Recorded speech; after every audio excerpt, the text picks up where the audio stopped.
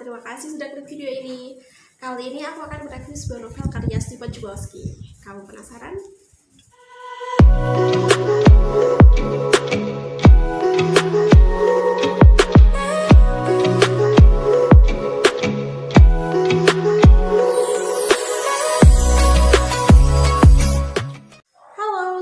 Di Suasi Channel. Seperti yang aku katakan tadi, di video review buku pertama ini aku akan mereview sebuah novel berbahasa Inggris karya Stephen Chbosky berjudul The Paradox of Young Wallflower.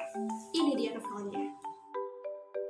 Oke, kita samakan persepsi dulu ya, bahwa kenapa aku baca novel bahasa Inggris itu bukan karena aku udah pintar banget bahasa Inggris, tapi justru karena aku ingin mulai belajar bahasa Inggris lewat novel.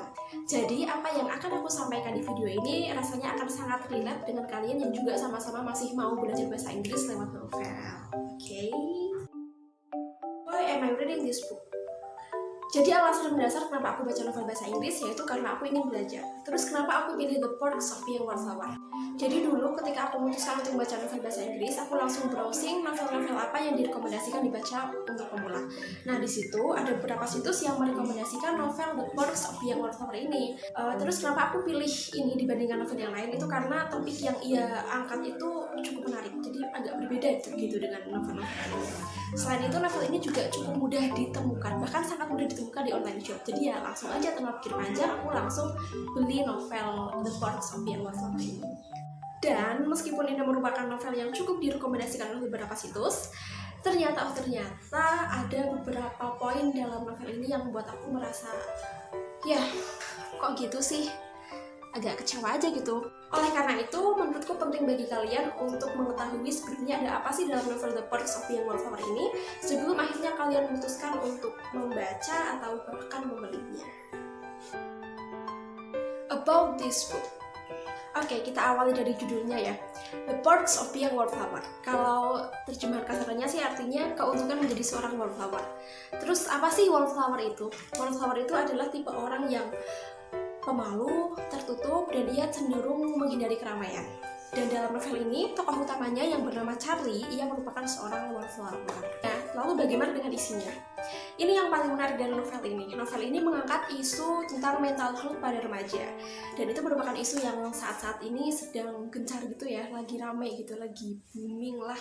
Dalam hal ini, Charlie, si tokoh utamanya, merupakan seorang pengidap PTSD atau Post Traumatic Stress Disorder yang merupakan salah satu jenis mental illness karena trauma pada masa lalu. Jadi dalam novel ini tuh kita akan diceritakan bagaimana perjuangannya Charlie, seorang yang spesial, seorang pengidap PTSD dalam menghadapi kehidupan remajanya. Yang mana kita tahu yang namanya kehidupan remaja itu pasti syarat akan konflik pertemanan, konflik asmara, bahkan konflik keluarga. Terus ada lagi nih yang menarik dari novel ini. Novel ini tuh tidak ditulis seperti novel-novel pada umumnya yang menceritakan kisah hidup tokoh utamanya dari awal. Mungkin ia menderita, terus akhirnya ada masalah, akhirnya ia bahagia gitu. Bukan. Novel ini tuh cukup unik karena novel ini ditulis dalam bentuk kumpulan surat. Jadi novel ini merupakan kumpulan surat yang ditulis Charlie kepada kita, kepada pembaca. Dan dalam surat-suratnya tersebut, Charlie menceritakan kesehariannya. Jadi jatuhnya ini intinya ketika kita baca novel ini, itu sama aja dengan kita sedang baca buku hariannya si Charlie gitu. Okay, then 4 points you should know. Nah, ini adalah 4 poin penting yang aku rangkum menurut versiku yang menurutku seharusnya kalian tahu tentang novel ini. Yang pertama, hampir semua kalimat yang digunakan menggunakan past tense. Ya jelas ya, karena ini kan novelnya berbentuk buku harian. Dan di mana-mana yang namanya buku harian itu pasti menceritakan kejadian yang sudah terjadi.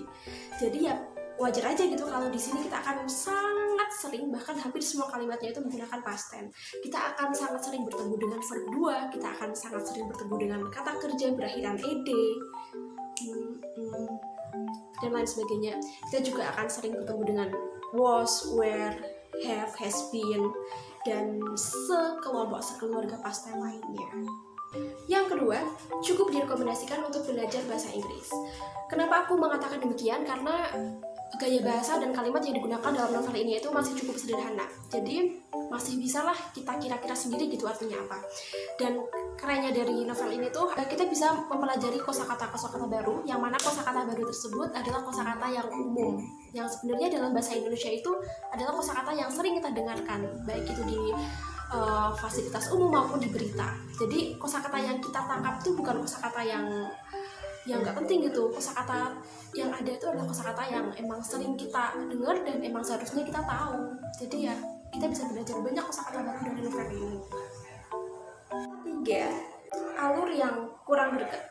Mohon maaf kenapa aku bilang seperti ini, karena kalau analisa aku sih mungkin karena penulisannya yang dalam bentuk catatan harian gitu ya. Jadi kadang aku pun agak bosan gitu ketika membaca beberapa part kesehariannya Charlie. Dan kalau dianalogikan ya, masalah atau konflik yang ada dalam novel ini tuh kayak gelombang yang mengalir dengan tenang gitu. Jadi konfliknya tuh kurang gitu. Bisa dikatakan kalau konflik-konflik yang ada itu merupakan gelombang yang tenang, gelombang di laut yang tenang, maka novel itu belum ada tsunami yang benar-benar luar gitu, belum ada tsunami konflik yang sangat-sangat mencengangkan gitu.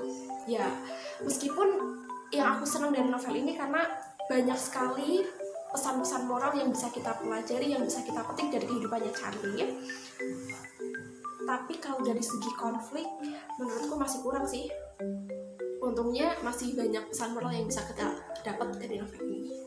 Yang keempat, mengandung konten dewasa. Di luar topik yang dibawa yang sangat wow menurutku, tapi ternyata ada satu poin yang buatku merasa agak kecewa sama novel ini, yaitu karena adanya konten sensual yang menurutku tidak seharusnya ada dan tidak seharusnya ditulis dalam novel remaja. Ini kan novel remaja ya. Bahkan di tempat-tempat di luar negeri, di sekolah luar negeri, novel ini juga sempat diedarkan, yaitu karena adanya konten dewasa, terus juga penggunaan alkohol dan narkoba oleh tokoh-tokohnya yang masih remaja gitu.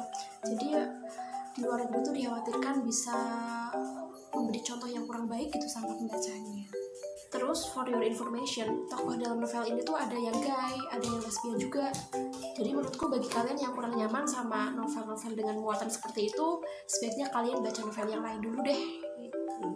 Nah, kayaknya itu aja sih yang bisa aku sampaikan tentang novel The Perks of Being a Wallflower ini. Apabila kalian udah baca dan kalian punya opini yang berbeda, silahkan kalian tulis di kolom komentar di bawah ya.